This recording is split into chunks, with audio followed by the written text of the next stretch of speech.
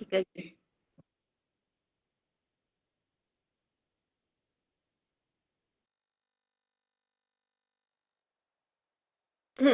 Context किस किस को समझ आया कि संदर्भ क्या होता है? कोई भी एक एग्जाम्पल देख के मेरे को कंटेक्स्ट के बारे में समझाएं कि अभी फिलहाल कुछ टाइम के लिए आप हमारे टीचर और आप हमें समझा रहे हैं। समझाना कोई भी, वरना अदरवाइज मेरे को नाम लेना पड़ेगा। मैम इसको इस तरह से कह सकते हैं सिंपली कि अभी जो हम क्लास कर रहे हैं ये कम्युनिकेशन की कर रहे हैं और कम्युनिकेशन में हम जो भी पढ़ेंगे मतलब वो इसका कंटेस्ट हो गया आज की क्लास का कम्युनिकेशन। ओके, कोई और?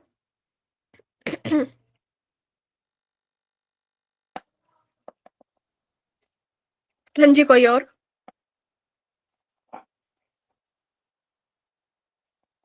मैम मान लो कोई सूत्र है उसके बारे में जो थोड़ा बताना पड़ता है, फिर उसका बाद में एक्सप्लेनेशन, तो जो थोड़ा है वो उसका कंटेक्स्ट होता है मैम, कंटेक्स्ट।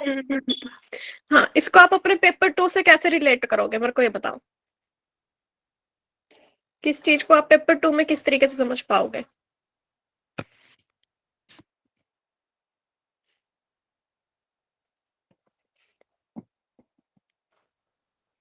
कंटेक्स्ट, संदर्भ को पेपर 2 से रिलेट करना है।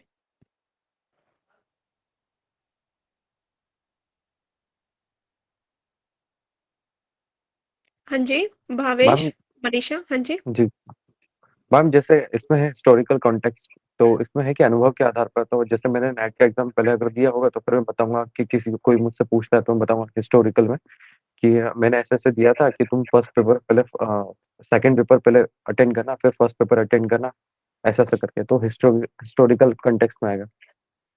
तो फर्स्ट पेपर पेपर से ऐसा रिलेट कर सकते हैं। हाँ जी।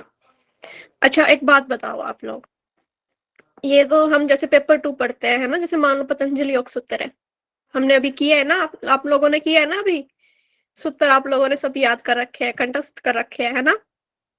हाँ जी, हाँ या ना? यस जी मैम। जी मैम। और एक बात बताओ, जैसे एक होती है आपकी फंडामेंटल बुक, लाइक जो ऑथेंटिक होते हैं, जो लिखी हुई गई, जो मतलब महर्षि पतंजलि जी ने जो खुद लिखा होगा, है ना? और एक उसके व्याख्याकार आते हैं। समझ रहे हो मेरी बात? कि एक बुक है, जी जी। एक, हाँ, उसके व्याख्याकार आते हैं ना, कि भाई एक ही, जैसे पतंजलि योग सूत्र के राइटर कई मिलेंगे आपको, कई राइटर्स की बुक मिलेंगी, ठीक है? और हर कोई राइटर जो, एक तो महर्षि पतंजलि जी ने जिस संदर्भ में वो बात बोली होगी कि उनका अपना कोई मीनिंग होगा उस बात को लिखने का। एक राइटर, क्योंकि अब महर्षि पतंजलि जी वहां पे प्रेजेंट नहीं है, नहीं प्रेजेंट है ना, तो उनके शब्द हमारे सामने है। जी वो राइटर अपनी समझ के साथ, जो उसको समझ में आ रहा है कि इस संस्कृत के श्लोक का ये अर्थ हो सकता है, अपने संदर्भ में वो लिख रहा है ना? एक ऐसी एक दूसरे जी व्याख्याकार है, वो अपने संदर्भ में बातें लिख रहे हैं, है ना?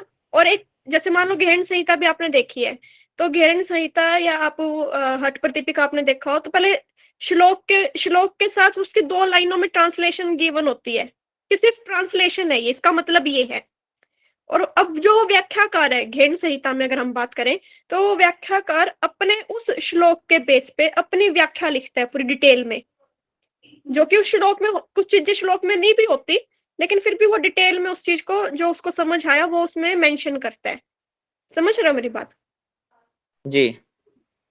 तो इस तरीके से हम अपने पेपर 2 में भी देख सकते हैं कि पेपर 2 तो सारा ही हमारा कंटेक्स्ट बेस है ना, सारा संदर्भ का खेल है कि आप किस पॉइंट को समझ पा रहे हो। वही जैसे भगवत गीता है ना, भगवत गीता के एक ही श्लोक के बहुत सारे मीनिंग निकाल सकता है इंसान, है ना? रामायण, हर एक बुक के अपने अपने पर्सनल विचारों से, हम अपने व्यक्तिगत चीजों से हम उसके मीनिंग को देख सकते हैं कि हाँ, इसका मीनिंग यहाँ पे ये भी हो सकता है, ये बात भी हो सकती है ना?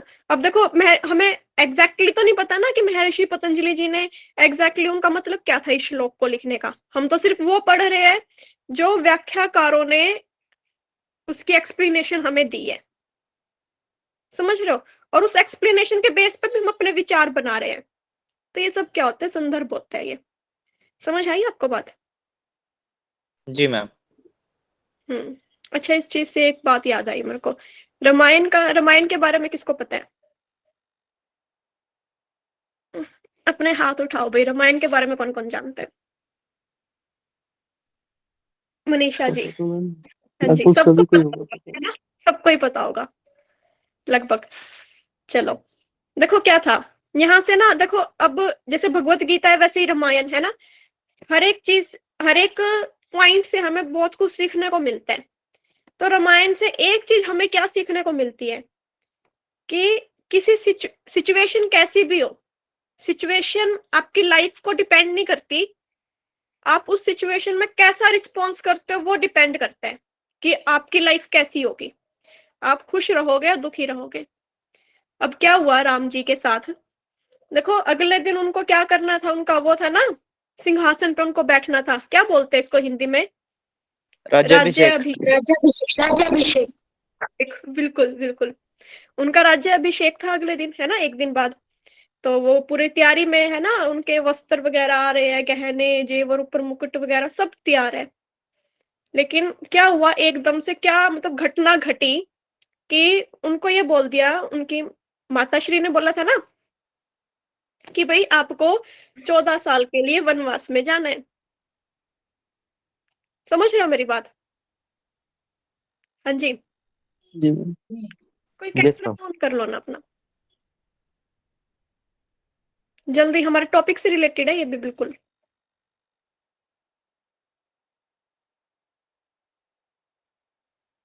कोई भी, चलो कोई बात नहीं, मैं ऐसे ही बोल लेती हूँ। तो क्या हुआ भाई, हाँ ठीक है, ये आप मेरा हमेशा साथ देते हो। चलो क्या हुआ, तो भाई उनको अगले दिन कहाँ, तो वो राज्याभिषेक में राजा बनने वाले थे, है ना, प्रजा को संभालने वाले थे, उनका अपना अपना बिल्कुल साम्राज्य पूरा तैयार था। कहाँ उनकी माताश्री उनको ये बोलती है कि आज आपको यहाँ से जाना है, 14 साल के वनवास पे जाना है। अब देखो अगर कोई हमें ये बोल दे कि आपको नंगे पैर एक गली से आपके घर में जाना है, तो हम तभी उसको बोलेंगे भाई क्यों, क्यों जाना है मेरे को नंगे पैर? या आपके पेरेंट्स आपको ये बोल दे, आप घर आ रहे हो मूवी देख के और पेरेंट्स बोले तू जा, निकल जा घर से बाहर, तेरा कोई हक नहीं हमारे घर पे, तो हम क्या रिएक्ट करेंगे? भाई हमारा भी इस घर में उतना ही हिस्सा है जितना आपका है, पुश्तैनी घर है ये हमारा, आप ऐसा कैसे कर सकते हो? अगले दिन वो आ जाएंगी, क्या होता है, कोर्ट के कागज आ जाएंगे कि भाई हम तो केस कर रहे हैं घर में, है ना? तो उस सिचुएशन का कैसा रिएक्शन हुआ? तो यहाँ पे राम जी दो तरीके से रिएक्ट कर सकते थे। वो पूछ सकते थे क्यों, क्यों माताश्री, ऐसा मैंने क्या किया है, मेरी क्या गलती है ना? और दूसरा उन्होंने क्या किया कि हाँ ठीक है बताओ कब जाने, चलते वनवास, 14 साल के लिए, है ना, बिना किसी रीजन के। और जब वो जा रहे थे तो उनके भाई बोलते हैं कि आप अपनी चप्पल भी दे दो साम्राज्य के साथ में। उनका तो ये था कि आपकी चप्पल को हम संभाल के रखेंगे साम्राज्य के साथ में, लेकिन वन में जाना है, वन मतलब वन ना, कोई गार्डन तो नहीं है वो, वहां पे पत्थर होंगे, बिना चप्पल के फिर उसको भेज रहे हैं, वो खुशी खुशी जा रहे हैं। और दूसरा क्या होता है कि बेचारे वन में भी जा रहे हैं, ना उनको रहने का, ना खाने का, ना कपड़े का, फिर उनकी वाइफ को भी कोई ले जाता है ना? अगर यहाँ पे हमारी वाइफ को या हमारे हस्बैंड को या किसी को कोई आंख भी मार दे, सिट्टी भी मार दे, तो हम तो अगले का कत्ल करने को तैयार हो जाते हैं, मारने को भी, तूने ऐसे कैसे बोल दिया, ऐसे कैसे रिएक्ट कर दिया, है ना? तो अगर वो वहां पे उस टाइम पे ये क्वेश्चन पूछते कि क्यों, क्यों मैं क्यों जाऊं, मेरी क्या गलती है, क्या रीजन है, तो वहां पे भाइयों के बीच में लड़ाई हो जाती, है ना, क्लेश हो जाता एक तरीके से। तो ये डिपेंड करता है हमारे ऊपर कि सिचुएशन तो हर किसी के साथ होता है कुछ ना कुछ बुरा, कि आप उस सिचुएशन को किस तरीके से लेते हो, उसका संदर्भ क्या निकालते हो आप, और उस संदर्भ में आप रिएक्ट क्या करते हो, रिस्पॉन्स क्या करते हो, वो रिस्पॉन्स डिपेंड करता है। ठीक है, अगर आप उस रिस्पॉन्स में खुशी खुशी उस चीज को अंडरस्टैंड कर रहे हो कि भाई चलो कोई नहीं ये है, तो आपकी लाइफ बहुत बेटर हो जाएगी। समझ आ रही है बात?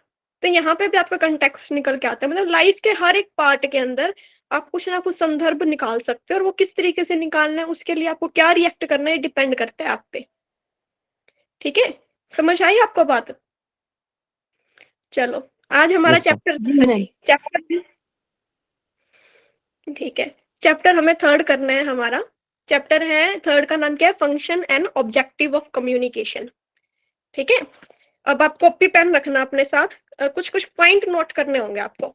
मैं शुरू करती हूँ, मैं स्लाइड दिखा रही हूँ आपको, और मेरे को ये बताना कि आपको स्लाइड दिखाई दे रही है कि नहीं दिखाई दे रही है अच्छे से, ठीक है?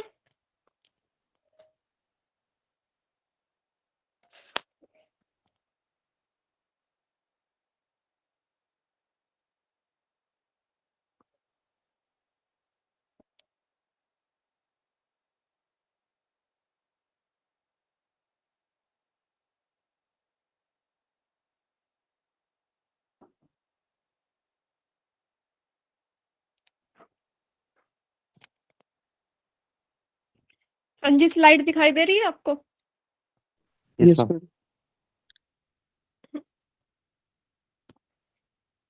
चैप्टर 3 है हमारा। मैडम कल वाली मैडम कल वाली दिखा देना ना। हाँ मैं हाँ, देख रहे हैं। स्क्रीनशॉट लेती हूँ। नहीं, मैं ये सेंड ही कर दूंगी ग्रुप में। वैसे स्क्रीनशॉट ले लो अगर आपको अभी के लिए पढ़ना है, तो एक बार मैं दिखा देती हूँ आराम आराम से। चैप्टर 2।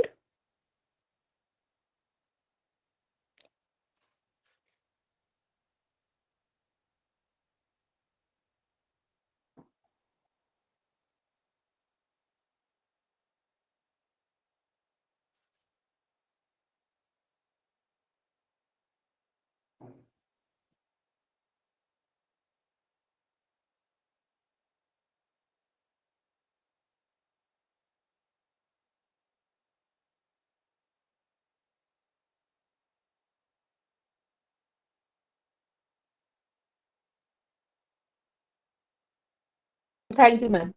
हाँ जी, देखो चैप्टर 3 का आपका नाम क्या है? Function and objective of communication. ठीक है, सबसे पहले हम फंक्शन देखते हैं क्या है हमारे। फर्स्ट फंक्शन में हमारे पास क्या है? जो कम्युनिकेशन है, help in the flow of knowledge. अब देखो, हम एक दूसरे को कोई भी बात शेयर, अगर मैं आपको पढ़ा पा रही हूँ तो किस वजह से पढ़ा पा रही हूँ? क्योंकि मैं कम्युनिकेट कर रही हूँ। अगर कम्युनिकेशन ना होता तो क्या मैं आपको एक पर्सन से दूसरे पर्सन का हम नॉलेज शेयर कर पाते हैं? नहीं कर पाते ना। हम मैसेज को ट्रांसफर नहीं कर पाते, सेंडिंग अ मैसेज एंड और रिसीवर रिस्पॉन्स नहीं कर पाता, है ना? तो पहला फंक्शन क्या है कम्युनिकेशन का? नॉलेज को ट्रांसफर करने के लिए। ठीक है, फ्लो ऑफ नॉलेज किसकी वजह से होता है? कम्युनिकेशन की वजह से होता है। नेक्स्ट पॉइंट क्या है? ये हमारी लर्निंग के लिए, ट्रेनिंग के लिए, स्किल डेवलपमेंट के लिए भी जरूरी है ना? थर्ड देखो, it help in communicating the goals and target so that they can achieve effectively. देखो, एक होता है गोल और टारगेट को अचीव करना, और उसमें कम्युनिकेशन किस तरीके से हेल्प करता है आप अपने गोल को या टारगेट को। कम्युनिकेशन का मतलब सिर्फ ये नहीं होता कि आप बोल रहे हो, ठीक है? अपने विचारों को ऑर्गेनाइज, अगर आपको यही, अगर देखो आप सुबह सुबह आपका माइंड सेट ही नहीं होगा कि आपको करना क्या है आज, ठीक है? आप कुछ भी करे जा रहे हो, मतलब अगर मान लो आपको सुबह बेड से उठ के चप्पल डालनी थी, चप्पल आपने क्या डाली? उल्टी साइड से डाल ली, है ना? अलग अलग चप्पलें डाल ली, ठीक है? या आपको खाना सब्जी में नमक डालना था लेकिन आपने कुछ और डाल दिया, या मतलब बहुत अलग अलग, मतलब जो नॉर्मल प्रोसेस होती है वो ना करके आप कुछ और ही चीजें कर रहे हो, तो क्या आपका आज का जो गोल है या टारगेट आप वो कर पाओगे? कम्युनिकेशन सिर्फ बोलना नहीं है, ये जो भी आप एक्टिविटीज करते हो, जो आपके मन में, सब कुछ कम्युनिकेशन है ओवरऑल, ठीक है? तो आपके गोल को, टारगेट को भी कम्युनिकेशन की हेल्प से आप क्या कर सकते हो? अचीव कर सकते हो। It essential for planning which help in the fulfilling target and aim. ये आपके टारगेट, ये वही बात आ गई कि आपको प्लानिंग करनी पड़ती है ना? एक बार देखो, देखो एक बात बताओ, क्या हम, ऐसा तो नहीं होता रेगुलर, बहुत ही कुछ एक लोग करते होंगे ऐसा कि टू डू लिस्ट बनाते होंगे कि आज मेरे को ये सब चीजें करनी है, लेकिन नॉर्मल पर्सन रेगुलर रूटीन का अपना वही काम करता है ना? उसके लिए वो प्लानिंग नहीं करता। वो प्लान हमें वो, देखो कॉन्शियस, अगर हम चेतन चेतन मन से देखें तो हम उसकी प्लानिंग नहीं कर रहे, लेकिन अचेतन मन से, सब कॉन्शियस अगर माइंड से हम देख रहे हैं तो वो प्लानिंग कहीं ना कहीं हम अपने अंदर कर चुके हैं, ठीक है? तो जैसे अगर हमें सुबह सारे काम करने हैं, तो काम करने से पहले मेरे दिमाग में आ जाता है कि हाँ मेरे को भी ये काम करना है, कर लेती हूँ मैं फटाफट। बस ये ध्यान नहीं रहता कि मैं उस काम की क्या कर रही हूँ, अभी मैं प्लानिंग कर रही हूँ, क्योंकि नेचुरल है, अब सब चीजें अपने आप हो रही है। अब चलना देखो, एक पहले जब बच्चा फर्स्ट टाइम चलता है तो उसको याद होता है कि मेरे को पहला कदम चलना है, फिर ये पैर उठाना है, फिर ये करना है, फिर ये, है ना? ऐसे चलना है मेरे को। लेकिन क्या अब हम चलते हुए इतना सोचते हैं कि अभी हमने पहला कदम उठाया, एक पैर आगे हो रहा है, एक पैर पीछे, नहीं सोचते हम, क्योंकि वो नेचुरल हो गया, हमारी हैबिट हो चुकी है, ध्यान भी नहीं जाता ऐसी ऐसी चीजों पे।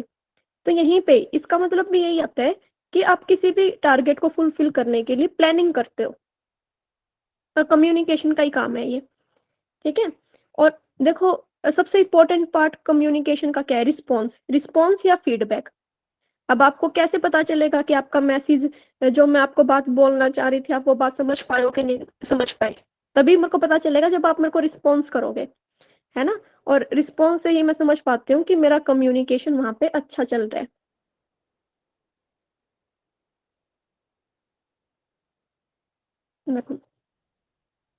It also tell about the improvement required in the communication process for making it effective. देखो, ये हमें और क्या बताते हैं कि आप कम्युनिकेशन को बताते हैं।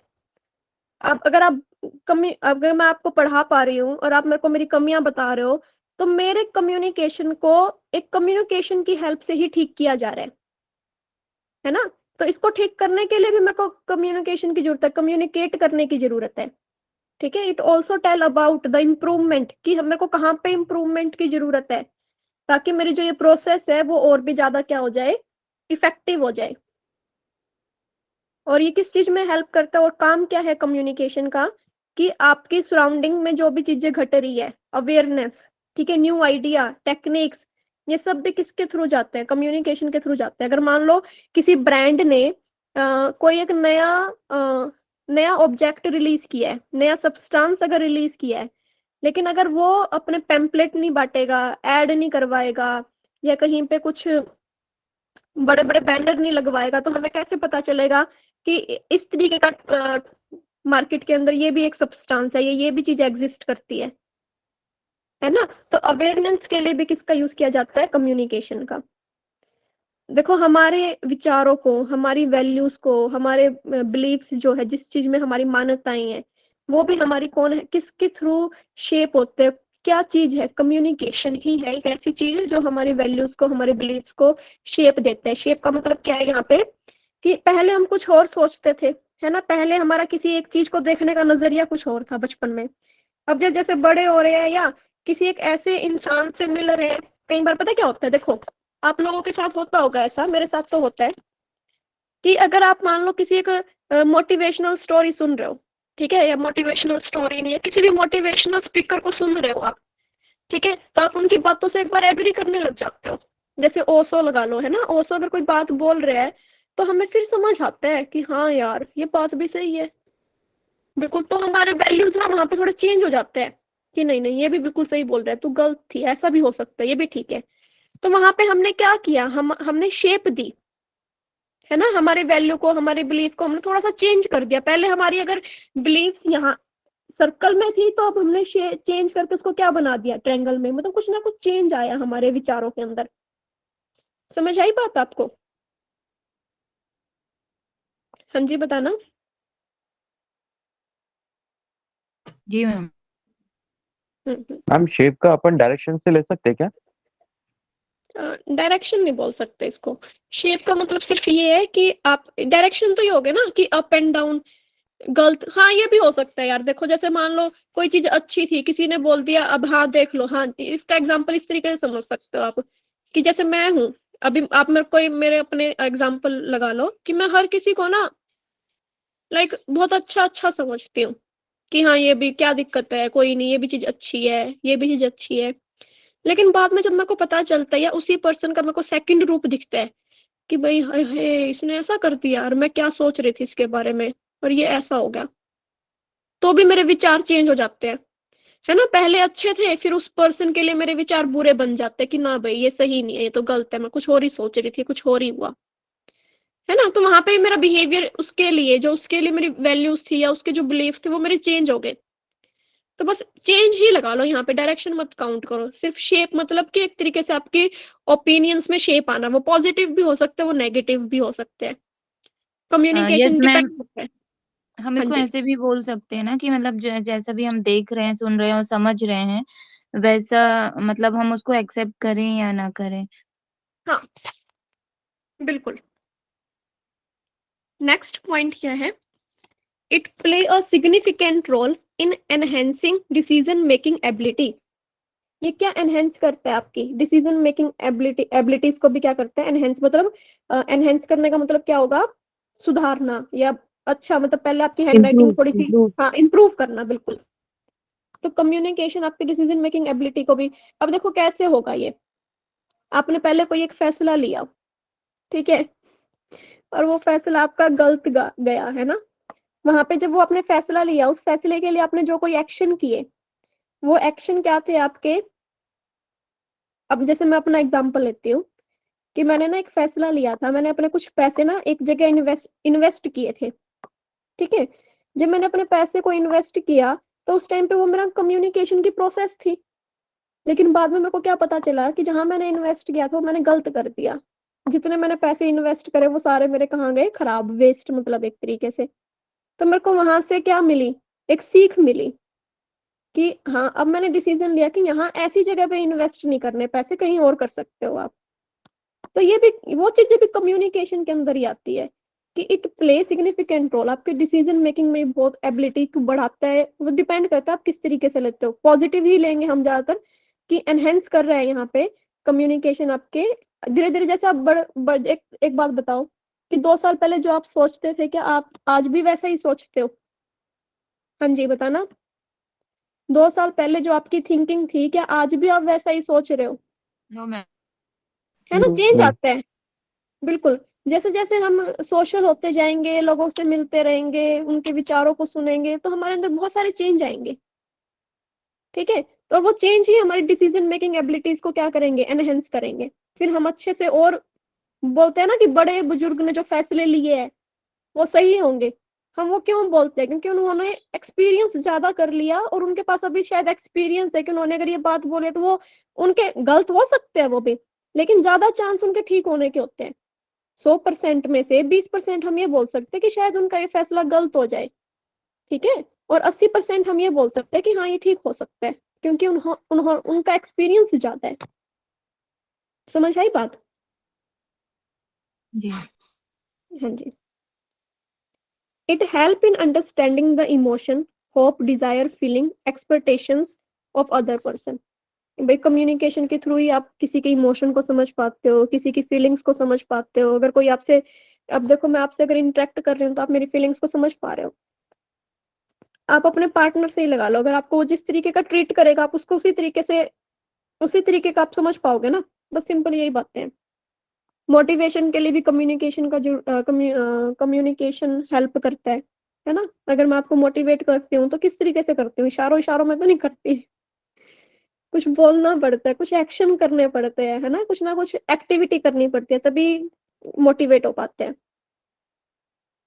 नेक्स्ट है आपका कि ये हमारे, देखो, अब अब एक बात बताओ, पहले हमारे फर्स्ट, जब हम पहले के टाइम पे क्या होता था कि जो बातें थी या जो भी ज्ञान था वो ओरल था, ओरल देते थे, है ना, कि एक गुरु बैठे हैं यहाँ पे और यहाँ पे शिष्य बैठे हैं बहुत सारे, उनको वो ओरल बताते थे, कि ओरल चीजें सुनाते थे। तो कम्युनिकेशन था ना वहां पे, और वो कम्युनिकेशन जनरेशन टू जनरेशन चलता रहा। तो हमारे वैल्यूज, तभी तो हमें अपने कल्चर के बारे में अभी पता है, तभी हमें हमारी वैल्यूज का पता है, क्योंकि कम्युनिकेशन था। तभी वो हर जनरेशन पे ट्रांसफर होते गए। अगर कोई हमें, अगर अभी, तभी तो बोलते हैं कि हमारी किताबों के अंदर भगवत गीता का एक टॉपिक होना चाहिए, है ना, भगवत गीता का एक सब्जेक्ट होना चाहिए, बिल्कुल रामायण होनी चाहिए, या मॉरल वैल्यूज होने थे, या हमारे जो भी लाइक बड़े बड़े दिग्गज हुए हैं उन सब के बारे में हमारी बुक्स के अंदर या हमारे स्कूल कॉलेज इन सब में होना चाहिए, क्योंकि यही काम करते हैं हमारी वैल्यू को एक जनरेशन से दूसरी जनरेशन में ट्रांसफर करने का। अगर कोई आने वाली जनरेशन को बताएगा ही नहीं कि भगत सिंह कौन था, तो उनको कैसे पता चलेगा कि भगत सिंह है कौन? है ना। और वो कैसे बताओगे आप? कम्युनिकेशन से। तो कम्युनिकेशन का रोल होता है आपके कल्चर को, आपकी वैल्यूज को एक जनरेशन से दूसरी जनरेशन में ट्रांसफर करने का, ठीक है। नेक्स्ट, अब कम्युनिकेशन ना, इसका मतलब होता है बिगाड़ना, ये होता है इम्प्रूव करना, मतलब सुधारना। किसी भी कम्युनिकेशन एक ऐसी चीज है जो किसी भी सिचुएशन को बिगाड़ भी सकती है और सुधार भी सकती है, ठीक है। और ये सब डिपेंड किसके ऊपर करता है, ये डिपेंड करता है कि हाउ द मैसेज इज इंटरप्रिएटेड, कि आपने उस मैसेज को समझा किस तरीके से है, आपने जो उस मैसेज का मतलब था अगर एग्जैक्टली आपने वैसे समझा है या आपने उसको नेगेटिव वे में लिया है या पॉजिटिव वे में लिया है, ये डिपेंड करता है कि आप किस तरीके से रिएक्ट करते हो। ठीक इसी है, को मैम कॉन्टेक्स्ट बोल सकते हैं, हाँ जो आपने अभी कहा था। हाँ हाँ बिल्कुल, यहाँ पे भी वो कॉन्टेक्स्ट वाली बात आ गई, समझ आई आपको? जी मैम।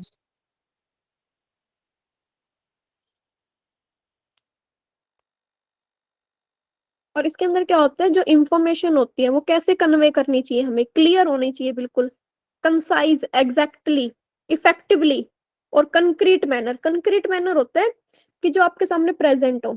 एक एब्स्ट्रैक्ट होती है, एब्स्ट्रैक्ट में कल्पनाएं होती है कि आप कल्पनाएं कर रहे हो हर चीज की, ठीक है। एक होता है कंक्रीट, जो एग्जैक्टली ओरिजिनल, जो चीजें आपके प्रेजेंट में है, जिसकी आपको कल्पना नहीं करनी। जैसे अगर सेब है तो सेब को आप देख पा रहे हो, उसकी कल्पना नहीं कर रहे, तो वो कंक्रीट है, ठीक है। तो ये इंफॉर्मेशन को क्लियरली, कंसाइजली और इफेक्टिवली ट्रांसफर कर पाए, कन्वे कर पाए। इसको पढ़ लेना, यहाँ पे कुछ भी नहीं है। अरे क्या होगा,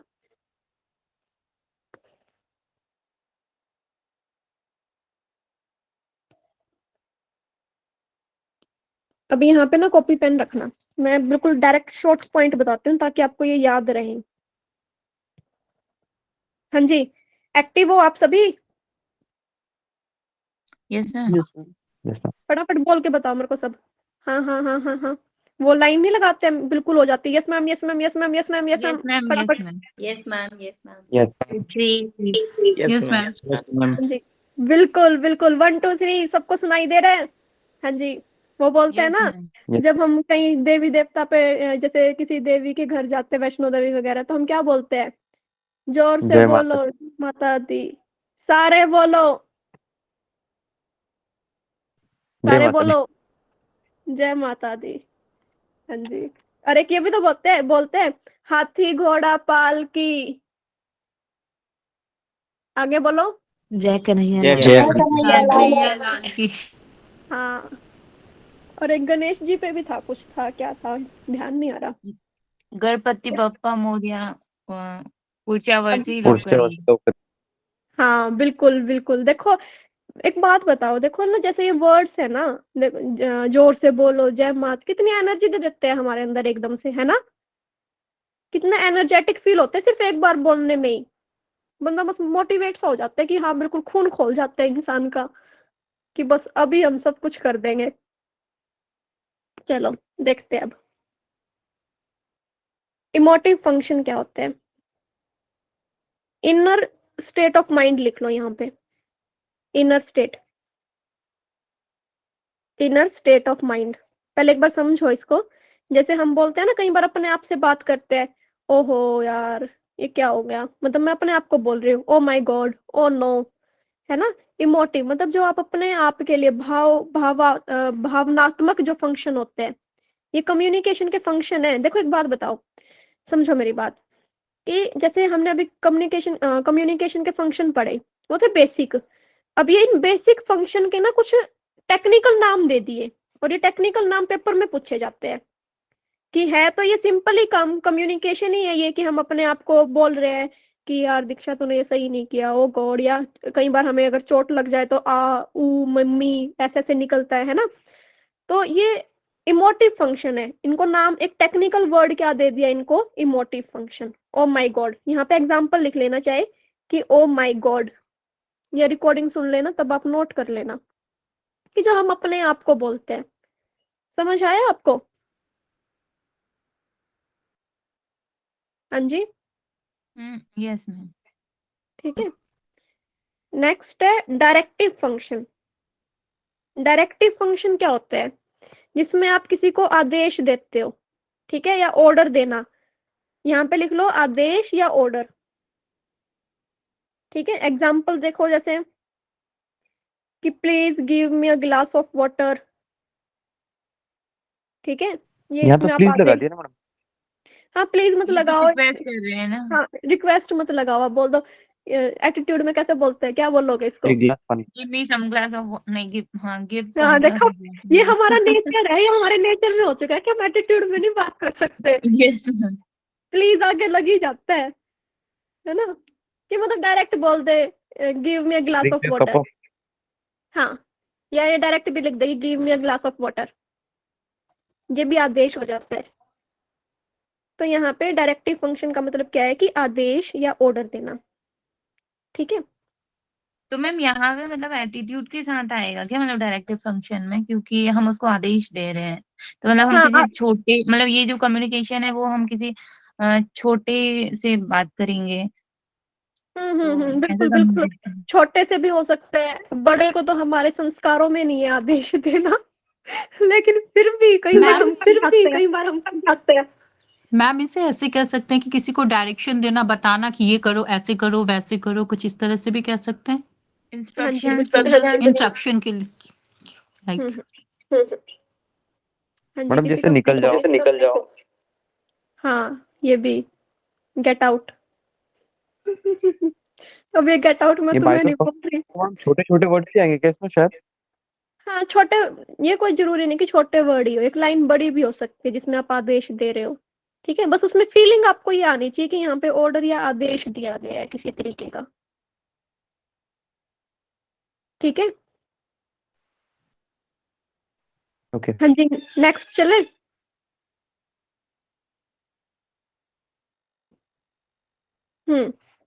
फैटिक फंक्शन, इसको यहाँ पे आप लिखो सामाजिक बोध।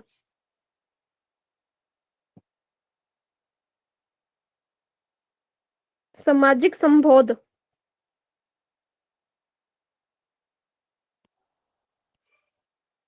ठीक है, सामाजिक संबोध के अंदर क्या है कि इसके अंदर ना आप देखो, अगर सोशली आप किसी से बात कर रहे हो, लाइक क्या बोलेंगे इसे, सोशल फंक्शन लाइक। हाँ एक बार आप एग्जांपल से समझो तब आपको समझ आएगा, मैं बताती हूँ। फैटिक फंक्शन, इसको हिंदी में हम बोल सकते हैं सामाजिक संबोध। ठीक है, जैसे मान लो अगर मैं, देखो मैं भी क्लास जब शुरू करती हूँ तो मैं सबसे पहले आप लोगों से क्या पूछती हूँ, क्लास शुरू करने का मेरा तरीका क्या है कि हाँ जी बताओ आप सब कैसे हो, सब है ना, यही बात होती है।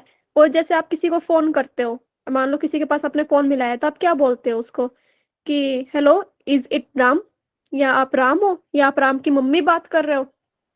ठीक है, मतलब जब भी आप किसी के साथ कम्युनिकेशन सोशली तौर पे आप शुरू करते हो, तो शुरू करने के दौरान जो आप बोलते हो ना कि भाई हाँ जी आप ही हो वो जिसके पास मैंने कॉल की है, वो होते हैं सामाजिक संबोध, कि आप सोशली किसी को संबोध करके बुला रहे हो। पहले आप स्टार्ट, जब आप बात को शुरू करते हो किसी एक तरीके से, हाँ जी कैसे हो आप, ये भी शुरुआत करना।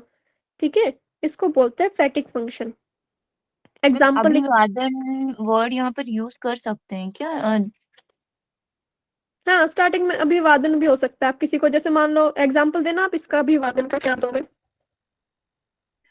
हेलो, हेलो ही बोलना है, या हाँ जी, हेलो गुड या मॉर्निंग, कैसे हो आप, हाँ, हाँ good morning, how are yes, good you. Evening, yes हाँ मैम, हाँ बिल्कुल लाइक बिल्कुल, दिस। जब आप किसी भी बात को शुरू करते हो वही फैटिक फंक्शन में आता है। जैसे अगर आपने फोन मिलाया तो आप क्या बोलोगे, hello is it Ram, can you hear me. या आप किसी के घर पे जाते हो या किसी का दरवाजा खड़का रहे हो, आप क्या बोलोगे, can you hear me miss Gandhi, या कुछ भी जो भी नाम है ना। तो तो मैम ये लाइक सोशल, इसमें जैसे सोशल आपने बोला है वो स्टार्टिंग वाली चीज के लिए ही होगा या फिर मतलब ऐसे नॉर्मली भी जो हम नहीं, बोलते हैं? सिर्फ स्टार्टिंग के लिए, सारी बातों के लिए नहीं। स्टार्टिंग में जब आप किसी से बात करने से जब आप शुरू करते हो उस दौरान जो आप स्टार्टिंग में बोलते हो, सिर्फ वो आएगा यहाँ पे। ओके। समझ, हाँ जी। अब ये तो आसान है, आप समझ जाओगे। पोएटिक फंक्शन में क्या होता है। अब जैसे एक पोइट होता है, पोइट अपनी पोइट्री को या पोइट्री की लैंग्वेज को मतलब एक सुंदर बनाने के लिए, जैसे एक पोइट ऐसे लिख सकता था, अशोका द ग्रेट, लिख सकता था अशोका द ग्रेट।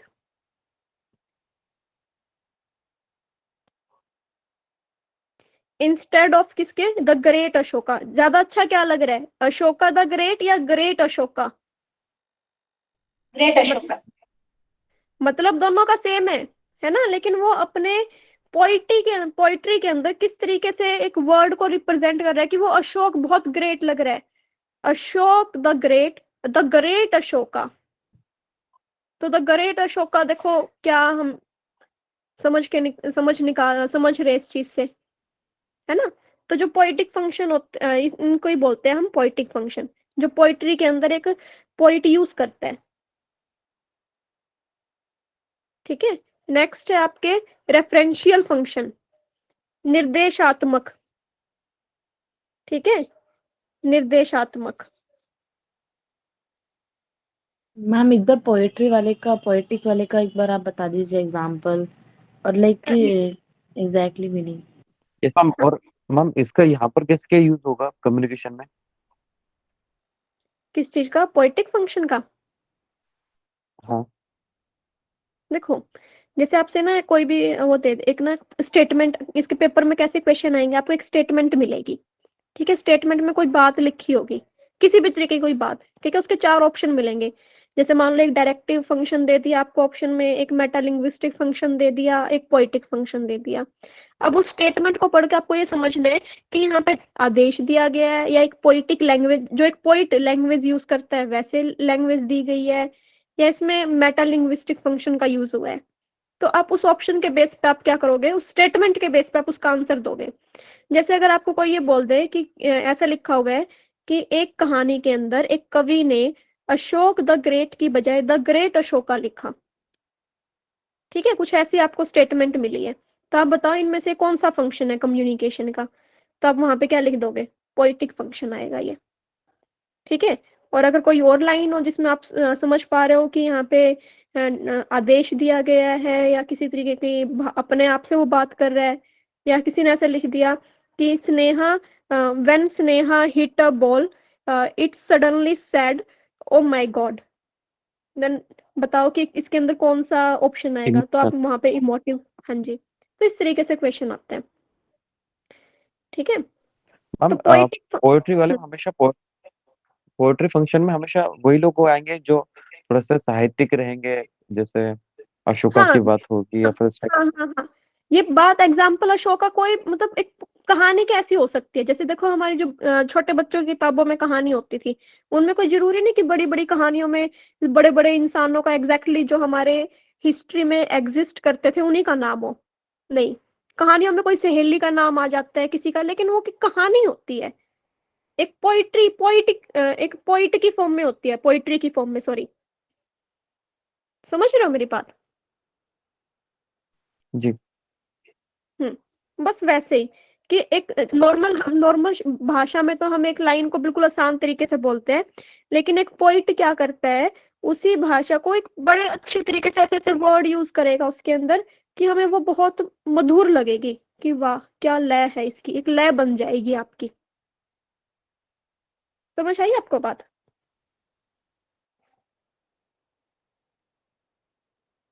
टाइम बताना मेरे को क्या मैं होगा। हाँ जी। मैम इसको ऐसे समझ सकते हैं क्या, मतलब पोएटिक फंक्शन में कि जैसे अगर अगर हम किसी भी सेंटेंस में अगर हम कविता को इन्वॉल्व करते हैं तो मैम उसमें रसों का मतलब मिक्सचर रहता है।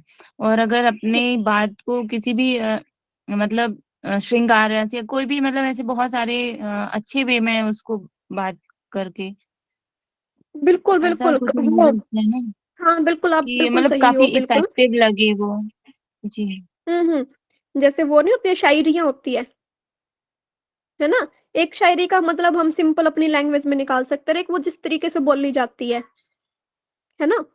तो ये बिल्कुल सही बात है जी आपकी, ऐसे ही होता है। ठीक है, एक बार टाइम बता दो मेरे को, कभी ज्यादा टाइम हो जाए मैं करवाती रहूँ आप लोगों को। मैम 3:05 ठीक। हो गए हैं। ठीक है, अभी तो है हमारे पास टाइम 10 एक मिनट, हम ये कर लेते हैं। देखो, नेक्स्ट है रेफरेंशियल फंक्शन, निर्देशात्मक। ठीक है, जिसमें निर्देश दिया जाता है कि message that is constructed to convey information, इसमें मैसेज के बारे में होगा। अभी ना 1 मिनट के लिए आप इसको ड्रॉप कर दो, इसमें कुछ गड़बड़ लग रही है मेरे को, बाद में करवाती हूँ आपको ये। मैम निर्देश तो कमांड ही हो गया ना? हाँ नहीं, मतलब मैं यही सोच रही हूँ अभी, थोड़ा सा रेफरेंस डिफरेंस, हल्का सा डिफरेंस आएगा इसके अंदर। आदेश के अंदर और निर्देश के अंदर। मैं वही पता करने की कोशिश कर रही हूँ कि डायरेक्टिव फंक्शन और रेफरेंशियल फंक्शन में क्या डिफरेंस होगा। देखो इसका मतलब मैम तो यही है, डिफरेंस निर्देशात्मक।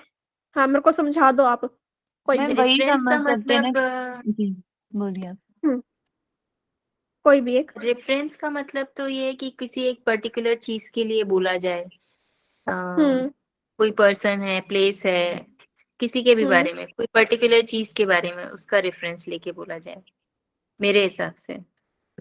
मैम और हम्म। जहाँ तक शायद मैं समझ पा रही हूँ तो डायरेक्टिव फंक्शन या डायरेक्टली हम किसी को कोई काम करने के लिए बोल रहे हैं कि नहीं तुम ऐसा करो, और हम्म। और फिर इसमें जो समझ रही हूँ मैं तो उसमें हम थोड़ा सा पोलाइट वे में उसको एक निर्देश देकर बोल रहे हैं कि आप ऐसा कीजिए, या मतलब थोड़ा सा हाँ रिक्वेस्ट फॉर्म हाँ शायद आ रहा है इसमें। हाँ, ये हो सकता है, ये मेरे को ज्यादा सही लगा यहाँ पे कि डायरेक्टिव फंक्शन में तो हम, मेरे को डायरेक्ट आपने बोल दिया, उसमें आपने किसी के इमोशन के बारे में नहीं सोचा, कुछ नहीं, आपने डायरेक्ट बोल दिया। और तो मैम रेफरेंशियल, डायरेक्टिव में ऐसा भी तो सोच सकते हैं ना हम कि वो शायद डायरेक्शन दे रहा है उसे, मतलब राइट डायरेक्शन और रॉन्ग डायरेक्शन वाले तरीके से उसे बता रहा है कि this is the right way to do this like this. नहीं नहीं नहीं नहीं नहीं, डायरेक्शन नहीं होते उसमें, सिर्फ आदेश होता है कि आप सिर्फ वो ये नहीं बता रहा कि आपको क्या किस तरीके से जाना है, कहाँ जाना है, उसमें वो सिर्फ आदेश देगा आपको। जैसे एक शहंशाह के जो राज्य के अंदर जो वो होता है ना, उसका ओनर होता है राज्य राज्य का, कौन होता है वो? हम इसको इस तरह समझ सकते हैं क्या कि जैसे गवर्नमेंट ने पॉलिथीन बैन कर दी है तो ये डायरेक्टिव फंक्शन है, और हाँ हाँ किसी व्यक्ति बिल्कुल ने, किसने बोला कि आपको पता नहीं है कि गवर्नमेंट ने इसे बैन कर दिया, तो ये रेफरेंस फंक्शन हो गया। बिल्कुल, ये एग्जाम्पल बिल्कुल फर्स्ट क्लास है, बड़ा अच्छा लगा। हाँ, इसमें वो देखो, गवर्नमेंट ने दिया तो कंपलसरी है, ये करना पड़ेगा, आदेश हो गया वो गवर्नमेंट का।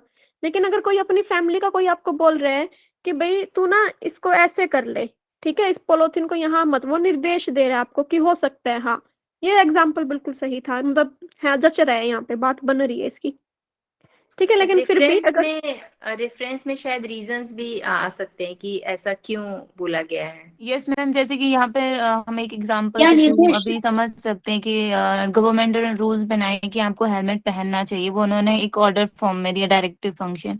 और अगर रेफरेंशियल फंक्शन में समझा जाए तो मतलब हेलमेट पहनना चाहिए, एक पुलिस ट्रैफिक भी हमसे बोल सकता है ये आपके लिए ही अच्छा है, तो वो हाँ उसको यस मैम निर्देश ही दे रहा है। और उसी ऑर्डर को आपको रिक्वेस्ट फॉर्म में भी मतलब बोल सकते, समझ सकते हैं।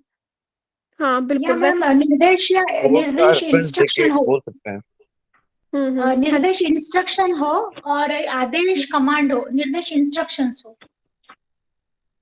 हाँ, ये भी हो सकता है।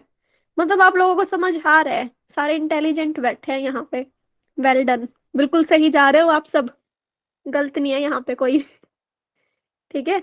लेकिन फिर भी एक बार मैं अपनी तसल्ली के लिए और अच्छे से आपको देख के बताऊंगी, ठीक है। वैसे बिल्कुल यहाँ पे आप लोगों की बात सही है, लेकिन फिर भी एक एग्जैक्ट मीनिंग मैं अपनी तरफ से कंफर्म करके आपको बताती हूँ, ठीक है। अब देखो, बात करते हैं मेटा लिंग्विस्टिक फंक्शन की। मेटा लिंग्विस्टिक फंक्शन में क्या होता है कि एक लैंग्वेज एग्जाम्पल लिख लो पहले इसका। एग्जाम्पल सुनो कि इंग्लिश को सीखने के लिए इंग्लिश का यूज करना, कि आप जैसे मान लो हिंदी सीख रहे हो, और लेकिन हिंदी सीखने के लिए आप हिंदी ही लैंग्वेज का यूज कर रहे हो, ठीक है। कि इंग्लिश आपको सीखनी है लेकिन आप लैंग्वेज यूज भी इंग्लिश कर रहे हो। जैसे मान लो कोई इंग्लिश, मान लो कोई की कंट्री में जैसे किसी की मदर टंग इंग्लिश है, लेकिन उसको ग्रामर की नॉलेज नहीं है, तो वो इंग्लिश ग्रामर सीख रहे हैं, लेकिन किस लैंग्वेज के अंदर? इंग्लिश के अंदर ही। जब एक लैंग्वेज का यूज किया जाता है उसी लैंग्वेज को समझने के लिए, समझ आई बात? मैम लेकिन यहाँ पे थोड़ा सा एक मैं क्वेश्चन करना चाहूंगी हम्म कि मतलब जो लैंग्वेज हमें सीखना है उसी की लैंग्वेज को ही मतलब आगे कैरी ऑन करना है मैम ना। इस, लेकिन जैसे इस एक अगर सोनिया गांधी का एग्जांपल अगर हम दें तो वो हम्म जो हिंदी में हम्म। स्पीच देती हैं तो उसको उनको इंग्लिश में ही, मतलब हिंदी के जो सेंटेंसेस हैं वो इंग्लिश में ही, मतलब जो इंग्लिश एक्चुअली जो कहलाता है वो वही देते हैं, तो इसको क्या बोलेंगे फिर यहाँ पर। मैं वैसे ना आपका एग्जांपल समझ नहीं पाई, मेरे को थोड़ा सा और समझाओ कि वो क्या करती है मैम सोनिया इसको गांधी जी। ऐसा हाँ जी। हम इसको ऐसे समझ सकते हैं कि जैसे फॉरेनर्स आते हैं, वो संस्कृत की हम्म विद्या लेते हैं, और हमारे वो हम्म, संस्कृत की विद्या इसलिए लेते हैं ताकि वो वेदों का अध्ययन कर सके। तो मेटा लैंग्विस्टिक फंक्शन में आ नहीं नहीं सकता है नहीं क्या? नहीं, समझ रहे हो आप, गलत समझ रहे हो। मेटा लिंग्विस्टिक का मतलब होता है कि आप जिस लैंग्वेज को सीख रहे हो ना, आप उसी लैंग्वेज का यूज कर रहे हो। मतलब अगर मान लो वो अंग्रेज या दूसरे शहर से, दूसरी कंट्री से आए हैं, ठीक है, अगर वो बोल इंग्लिश रहे हैं और सीख संस्कृत रहे हैं, तो वहां पे मेटा लिंग्विस्टिक नहीं है। अगर वो बोल भी संस्कृत रहे हैं और सीख भी संस्कृत रहे हैं, तो वो मेटा लिंग्विस्टिक फंक्शन है। ठीक है, जैसे अगर हमें हिंदी हमें हमारी मदर टंग है, हिंदी हम बोल पाते हैं, लेकिन हम हिंदी ग्रामर सीख रहे हैं, तो वहां पे जो हमारा कम्युनिकेशन का जो काम होगा वो होगा मेटा लिंग्विस्टिक फंक्शन। कि जो आप लैंग्वेज सीख रहे हो ना, सीखने के लिए भी आप उसी लैंग्वेज का यूज कर रहे हो, उसी में कम्युनिकेट कर रहे हो। अब आप इंग्लिश बोलना सीख रहे हो, लेकिन इंग्लिश बोलना कब सीखोगे? जब आप इंग्लिश बोलोगे, तो वहां पे वो होगा मेटा लिंग्विस्टिक फंक्शन। समझ आई आपको बात? हाँ इसको मैम, ऐसे एक कह सकते हैं एग्जांपल और मैम, इंग्लिश हम्म न्यूज़पेपर रीड करना, इंग्लिश मूवी देखना। इंग्लिश को सीखने के लिए इंग्लिश का ही यूज कर रहे हो आप। अगर मान ठीक लो है। वही बात होगी, किसी को अगर संस्कृत सीख रहा है कोई और संस्कृत में ही बात करता है, तो वो मेटा लिंग्विस्टिक है। लेकिन सीख हम संस्कृत रहे हैं, लेकिन जो हम संस्कृत को सीखने के लिए हमें, अब देखो जैसे वो बुक आती है आपकी, संस्कृत के श्लोक इंग्लिश में भी तो लिखे हुए आते हैं ना? हाँ जी, हाँ या ना? जी जी जी। है ना? वो होती संस्कृत है, लेकिन इंग्लिश की टोन में लिखी हुई है, तो वहां पे वो मेटा लिंग्विस्टिक नहीं है। संस्कृत सीखने के लिए संस्कृत ही कर रहे हैं, वो मेटा लिंग्विस्टिक फंक्शन है। समझ आया आपको? मतलब कि जो हम व्याख्या पढ़ते हैं, जो संस्कृत हम्म, में लिखे हुए सूत्र श्लोक हैं, उसका हिंदी में पढ़ते हैं, तो वो मेटा लिंग्विस्टिक नहीं है। लेकिन इंग्लिश हाँ जो संस्कृत में लिखा हुआ सूत्र है, उसकी व्याख्या संस्कृत में ही हो, तो वो मेटा मेटा लिंग्विस्टिक, लिंग्विस्टिक है। हाँ जी, बिल्कुल बिल्कुल, यही मतलब है। समझ आई बात आपको? And way to improve ji English, reading English books as well as English newspapers.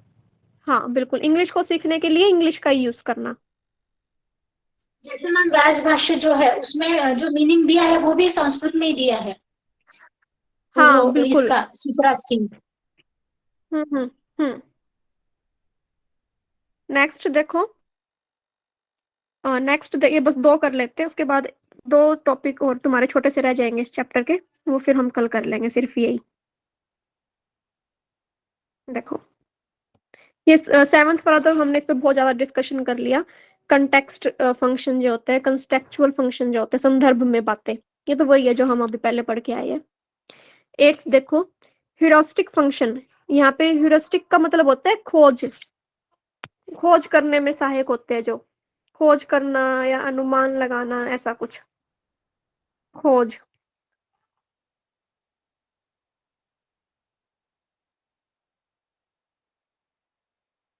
खोज करने में सहायक, ये लिख लेना पूरा। ठीक है, जैसे एक देखो, जैसे एक बच्चा है, समझना इस बात को। जब बच्चा छोटा होता है, ठीक है, वो लैंग्वेज को क्या, किस तरीके से चाइल्ड यूज लैंग्वेज, वो लैंग्वेज का यूज करता है किसी चीज को लर्न करने के लिए। ठीक है, कि हम यहाँ पे लैंग्वेज को यूज करते हैं किसी चीज की नॉलेज को गेन करने के लिए, कुछ लर्न करने के लिए, कुछ एक्सप्लोर करने के लिए एनवायरमेंट को, कुछ खोज करने के लिए हम किसका यूज कर रहे हैं? लैंग्वेज का यूज कर रहे हैं कम्युनिकेशन के अंदर, तो वो कहलाता है आपका ह्यूरिस्टिक फंक्शन। समझ आई आपको बात? मतलब जब आप कम्युनिकेशन के अंदर किसी भी तरीके की कोई नॉलेज गेन कर रहे हो, ठीक है, कुछ लर्न कर रहे हो, कुछ एक्सप्लोर कर रहे हो, और उस एक्सप्लोर, लर्न और नॉलेज गेन करने के लिए आप लैंग्वेज का यूज कर रहे हो। ठीक है, हाँ जी, आवाज आ रही है मेरी? Yes ma'am. Yes, ma'am, but clearly हुआ एक बार और। एक बार और समझाऊं? ये देखो, clear हुआ ही लास्ट वाला। हाँ जी, मैं बताती हूँ। जैसे एक बच्चा जब छोटा होता है, ठीक है, तो बच्चा अगर उसको बोलना, अगर वो बोलना भी सीख रहा है, ठीक है, कुछ भी काम वो सीखता है, तो वो लैंग्वेज का यूज करता है। किस चीज का यूज करता है? जैसे मान लो बच्चा अगर रोना भी सीखेगा तो रोने में भी उसकी लैंग्वेज आएगी,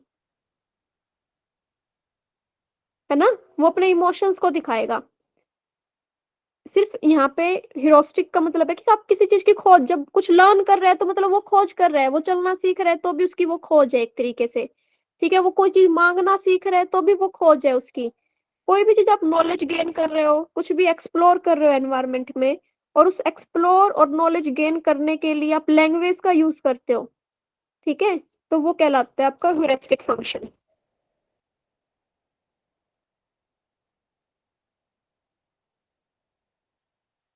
ओके मैम।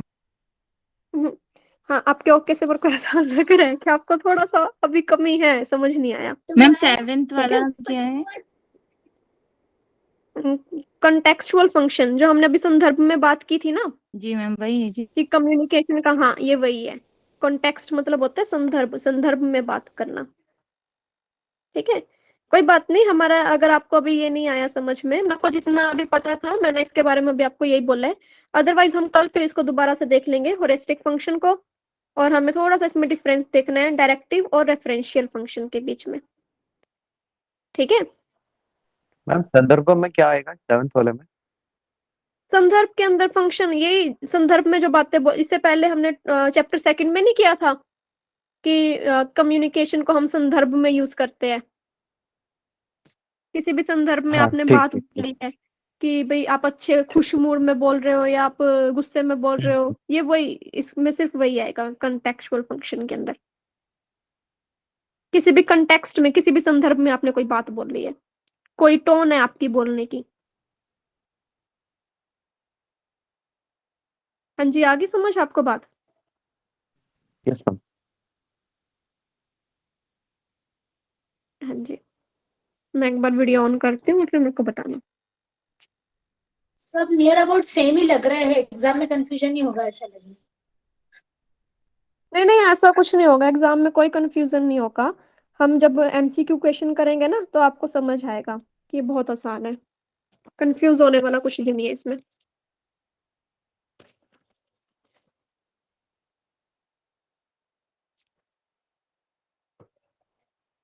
हाँ जी, एक बार मैसेज देख लेती हूँ।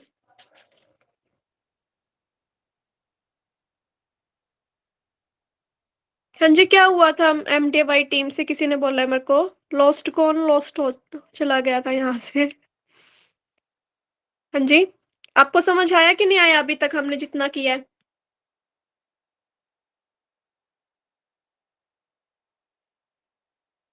क्या हुआ? आवाज आ रही है आप सभी को मेरी? Yes ma'am. आ रही है मैम।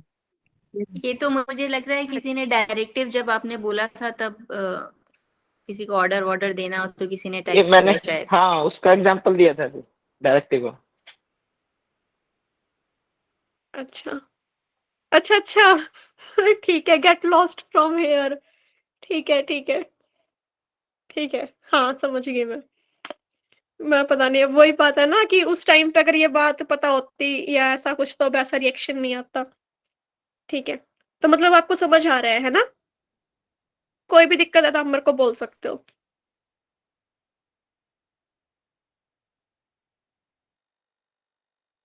हाँ जी, फिर करें ऑफ क्लास? आप थक गए होगे ना सब, ऐसे रिकॉर्डिंग ऑफ कर दो आप।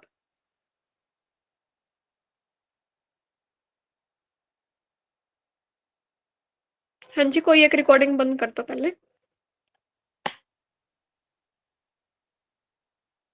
अरुणा